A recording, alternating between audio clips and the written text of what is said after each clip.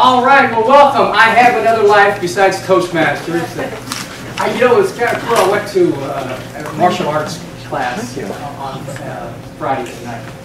I was telling Susan, oh no, she said, what? I got to get in the tie. You put these things on, you don't want to take them off. Anybody else in martial arts? These are so comfortable. And then I said, wait a minute. This is tall tale. I can get away with it, so I hope you don't mind. Relax. You know, Jeff has another life besides Toastmasters. You didn't tell him, Jeff. You know what he does? And I was reminded of, he's a referee. Umpire. Umpire, not referee, umpire for baseball. And I heard your call. Did you hear how quickly he got a question? Can you make a copy of that? He says, no.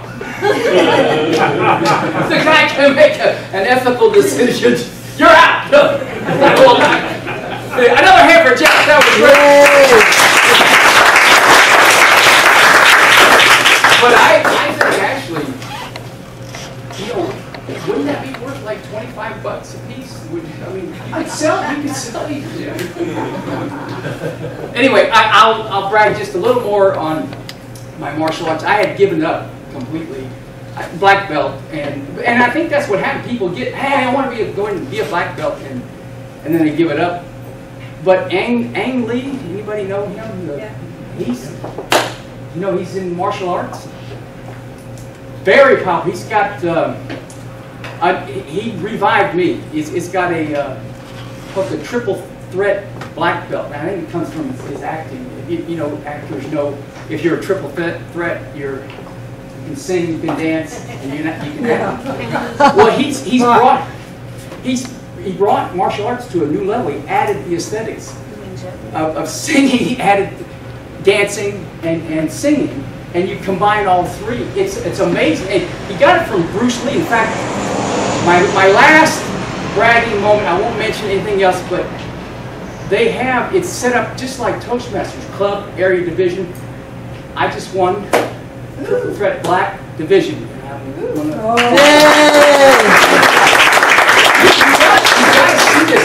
It's just amazing, and the dancing that I added. I mean, they've got the regular formations you use. Came from Bruce Lee, Fist of Fury, and all I did on my approach, and ladies and gentlemen, Richrad Stewart, I just walked in on just. And went into my stance. That one little, it's a Bruce Lee thing. That one little thing, it's just the aesthetics. And of course, after you stand, then you got to give a song. And me being from Texas, of course, I went into my stand and there's a ladies' chili championship in Lukenbach today. And I added the song, and you got all three. That won me the competition. Thank you very much. Welcome to Tall Tales! Now, my challenge tonight, when opening, I just thought of that today, is how much can I get away with? So I'm just curious. At what point did anyone think, wait a minute, singing, dancing, how well did I do? Good. Good? Dance. Yeah. Tell the dance. Exactly. We're going. That was no Bruce Lee. Until you brought Bruce Lee's name into it. But do you see the challenge? That's the challenge. How real can you make it where it's just like, wow. And then it's just like you've stretched it just enough where it's still believable, but you start going like singing, dancing. And I'm going to acknowledge Terry Mayfield, because he made a wonderful outline. And I want to read this, and then you can find out or ask yourself if I included some of these. And that's a little quick tall tale that I just gave you. Definition: tall tale is a fictional story that stretches the truth. Yes. It's a story that revolves around human need about a problem faced and solved. Okay. He's got outlining presentation. He presents my tall tale, the rest of the story. Now, he gave in this seminar, Susan, you attended it. I think the three pigs. The three pigs. Anybody see that? It was great. All right. He stretches the truth or twists it first establish the story. Where are we going? And I think what you wear, by the way, you can wear anything you want. And That helped. did it help? Yeah. The first tall tale I won in LA, I came out, and if we have time, I'll give it tonight. Some of you might have heard it, but I came out with a crutch and I had a sling on. And I was introduced, and I had a bomber cap. I mean, how cool is that you've already said, I hit the eject button, but my hand got caught in the steering mechanism. I was thrust into the air. You could hear the bones crack. Permanent damage. Paralyzed to this day. It's a war wound. I looked down and I panicked. I realized the ripcord was on the right side of my chest, and I was left-handed. I couldn't grab it. I saw the ground racing up towards me. I knew I was going to die. I started crying like a 3-year-old. Then I heard a voice. The voice of my grandfather. Richard, use the calls. Use the calls, Richard. I remembered then the animal mating calls my grandfather taught me right before he died. I figured I had nothing to lose, so I tried one. Within seconds, every duck within 5 miles swooped together under me and cushioned my fall. I was overjoyed until I realized they were German ducks. They dropped me right in the middle of enemy camp. I was dodging bullets when I landed. I knew I needed another call.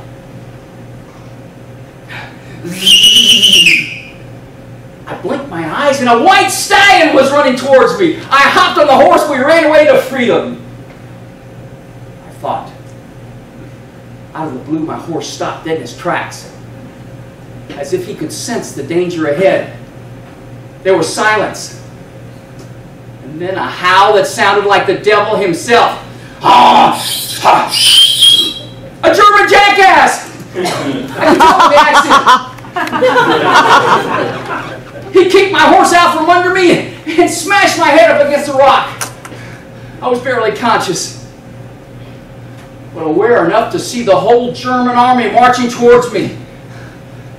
I panicked. I knew I only had one call left, and it was a tricky one. I gave it all I had.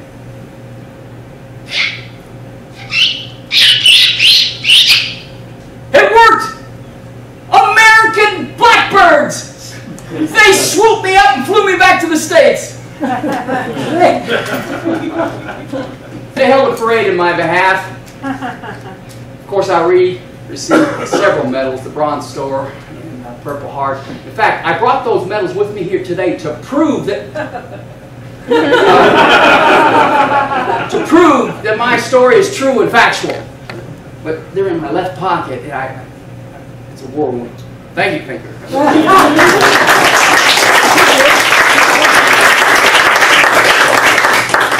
haven't given that in a long time.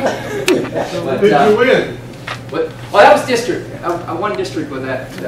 In fact, that was that speech. A little inside baseball here, Jeff.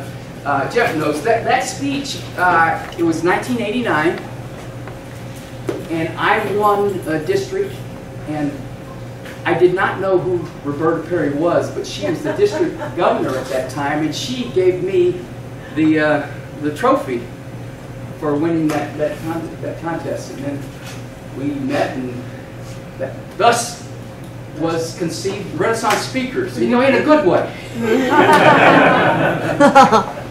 But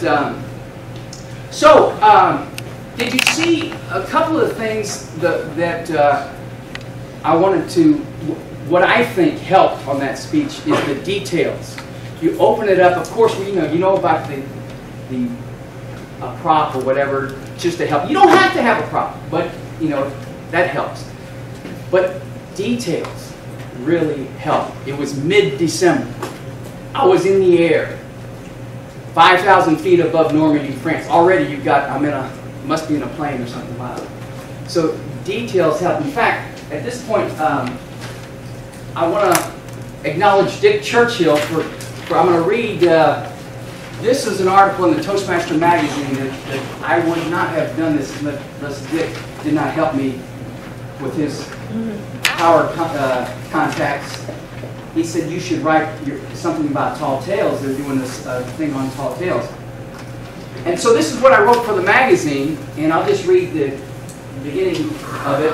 I wrote a tall tale. I figured they wanted an article about tall tales. I wrote a tall tale for the magazine. It says, Paris Hilton enters speech contest. In an effort to repair her tarnished reputation and speak on her own behalf, heiress Paris Hilton has joined a local Toastmasters club. She was seen recently as a guest of Richrad Stewart at the Renaissance Speakers Toastmaster Club in Hollywood, where she said she intends to enter the District 52 Tall Tales contest. If you find the above paragraphs incredible, but somehow possibly true, that's the key there, somehow possibly true, you now know the flavor and spirit of a good tall tale. Of course, some tall tales I have heard are impossibly true, but the sincerity and delivery of the speech made you wonder. Now, I was sort of bragging on myself there because, sure, I was only 4 years old, but I was big for my age, and I kind of bridged the gap a little bit, Impossibly true, but the sincerity and delivery made you wonder, or, you stretch it. So what is a tall tale? I can explain it better by telling you what the Los Angeles Times wrote about me in 1989 when I won the District 52 Tall Tales contest. Richrad Stewart is the biggest liar in Los Angeles, which this actually happened. And I sent it to one of those columns. I forgot the column, but I sent it to my mom, and she didn't know whether to congratulate me or but it was funny. Okay, in short, a tall tale is a big lie. All right, the more creative and believable, the better. If you find yourself having fun while telling it, you are on the right track. It's my favorite speech to write, besides a humor speech. And that's a key message. Just have fun with it. And when you find yourself smiling and have fun, you're on the right track. Just keep writing. Okay, and one secret to success in delivery is staying in character. A good actor knows this. I come up, don't laugh at your own jokes because you want to keep that straight man character.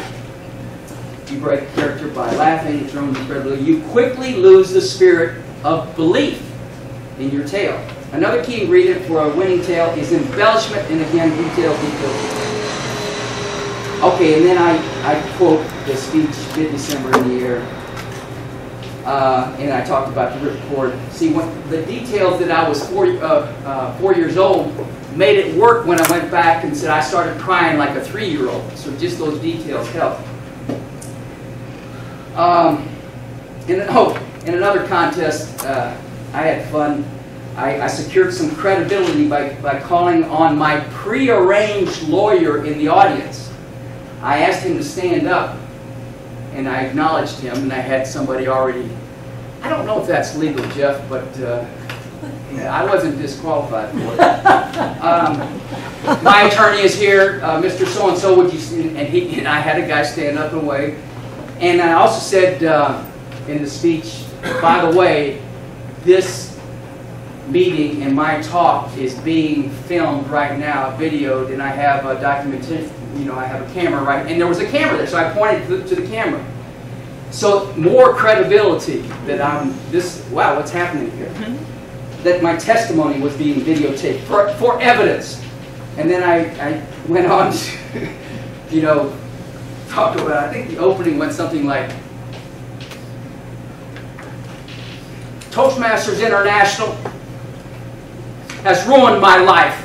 Look at me! I went into this whole thing, how Toastmasters had ruined me. And that was a funny speech. And then I was going to start a class action suit, a lawsuit. I was going to sue Toastmasters International. But anyway, that was another tall tale. Okay, yeah, that's pretty much that. Oh, I did talk about this guy in Orange County. Maybe some of you heard this guy. This was 20 years, 15 years ago. A guy he had the best tall tale, and he talked about his grandfather that had, they were so poor. His grandfather had just one of those pegs, they couldn't afford a prosthetic, he just had a peg foot, you know, because he lost in the war. And they were so poor, they also couldn't afford the regular tractor, so his grandfather would walk out and just plug the ground where they would bury the corn, and he did his whole crops like that. He would go in with his peg leg, plug it, and they would put the corn seeds in there, save money. And it was really sad though, because when he died, they were so poor they couldn't afford a coffin. So they kept him around the house, and by then he rigor mortis. So they just took him out to the field that he planted, and they planted his peg foot into the ground and held us up, and they screwed him into the ground. I know, it's kind of sick. He won a contest with that. The picture of screwing your grandfather into the ground. Because they couldn't afford a coffin. You had to be there. All right. But I mean, it's kind of give you an idea which you can stretch the truth in doing. And I have just a quick few minutes. I'll go over another way. First of all, I should ask for questions now, because I have another way I stretch the truth on another tale. No question? Okay. I had one time, I told people, many people don't realize that although I'm from Texas, I'm a graduate of Princeton University. I studied English major. In fact, I have committed to memory, I did so well, the entire English alphabet. All 26 letters. Z, Y, X, W, V, U, T, S, R, Q, P, O, N, M, L, K, J, I, H, G, F, E, D, C, B, A. I know it's amazing. Woo! But besides that, I got my master's in linguistics and did my thesis on the letter P. The letter P is powerful. This letter, if incorporated into your vocabulary, can virtually pull you out of the gutter and put you on the perch of perpetual peace and prosperity. This letter can put the power in your speech. In fact, power would not be power with the letter P. Sorry, I get emotional about this, but, well, the letter P actually saved my life, and it's special to me. I remember it well. It was pitch black in Pasadena.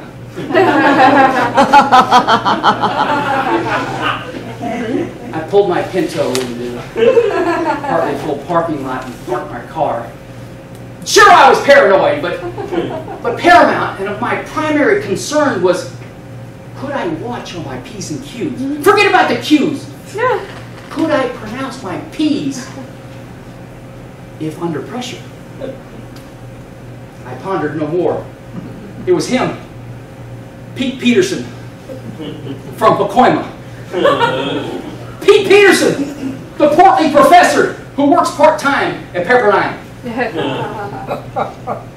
Pugnacious, predatory, and punctual.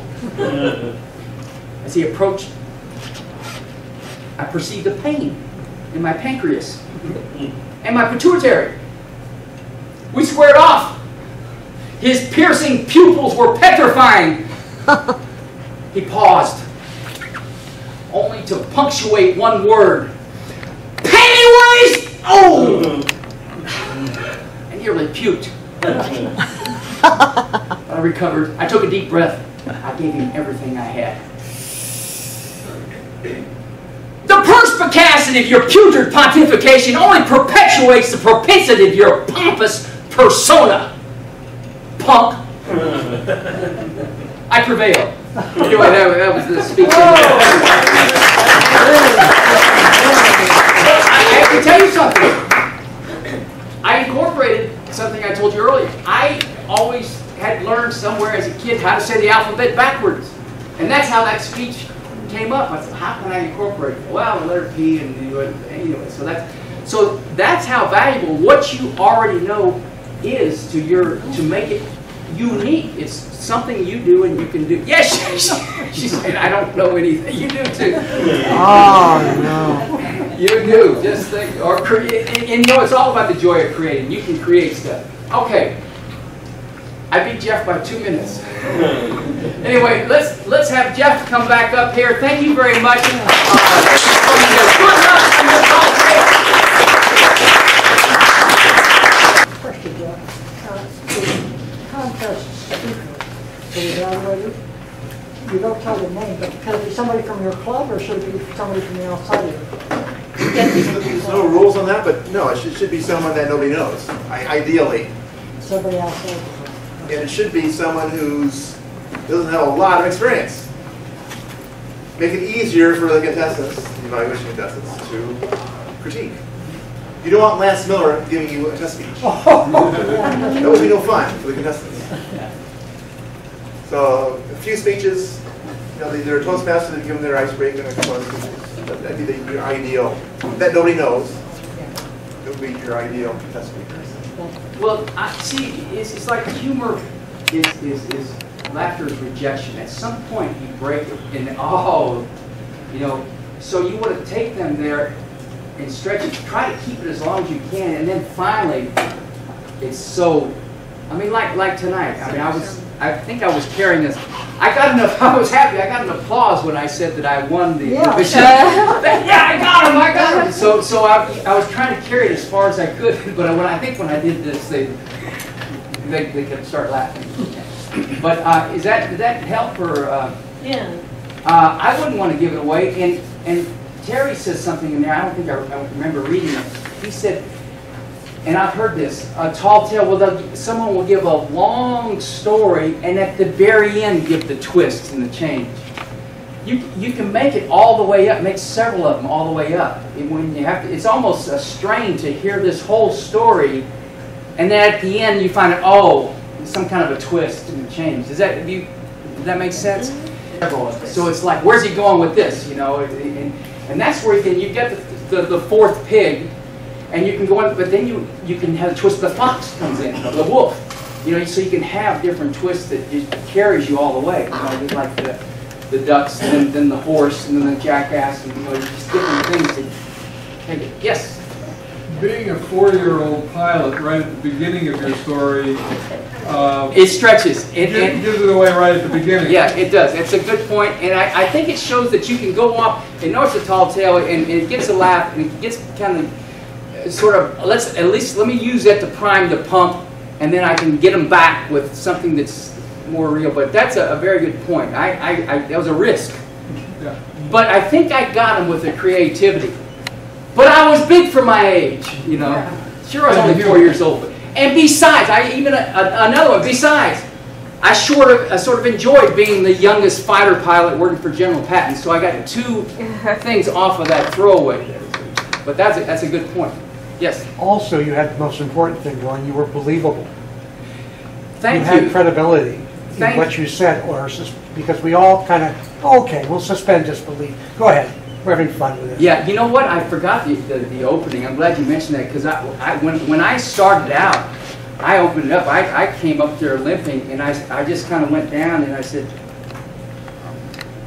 "War is hell." I'm not talking about those sissy wars. I'm talking about the big one, WWII. I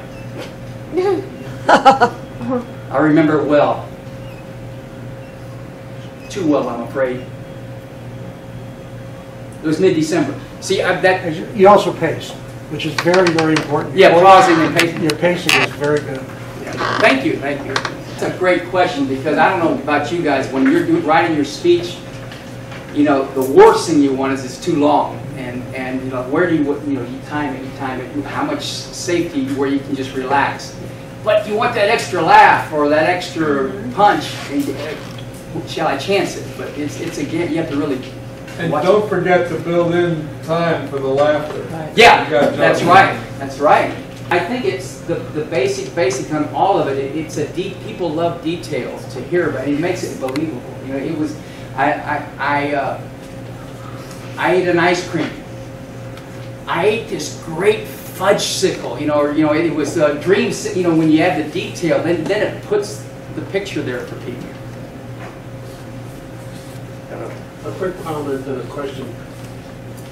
The three-way martial arts, since we're near Hollywood, I thought that's possible. Yeah, they could have done that, and I'm like, oh, Yeah. Lord. But the question is, the tall tales, can you have an evaluator? Is it a manual speech? Can you get manual credit for that? Or? Humor speech contest. I would think so. Oh, the humor speech manual. Humor speech manual, you can What was the answer? Yes, in the humor speech manual. Well, even in the basic manual, vocal variety, if you have to find Any of them that you focus on. Gestures or props, I saw you with a guitar once. And Jay- I'll tell you, Lance, in a minute, but I forgot your name. I forgot it too. Barbara. She saw me doing a guitar one time. Another thing, I don't play the guitar, but I knew one note. I could do a real good E. That's all I knew, and I used the heck out of that E to introduce the talk. Yes, Lance. All the examples we've been talking about are first-person personal. And yet some of the great tall tales in American history, like Johnny Appleseed and some of those people, are set back in time. Is it possible to do a tall tale in these contests that is not a personal story, but that's one you heard or something like that? I'm sure it is. I'm sure it is. For me, what works for me, and what I like to see is a story. And when usually a story, when it's from yourself, it's, then I saw this, and then people love stories, and you get details, and it's kind of hard, a little hard on the third person, but you have to take the distance. But if it's from you, people can believe it. Easy. A note to everyone. The speech you give for a contest needs to be your own. You cannot use the retelling of a tale written by someone else. Yeah, that's a good point. I've been inventing. You can invent one, you can parallel it, but you cannot give one that was written by somebody else, and you'll just be disqualified. But like Cersei said, it's got to be original. You can't plagiarize. Disqualification. Remember that.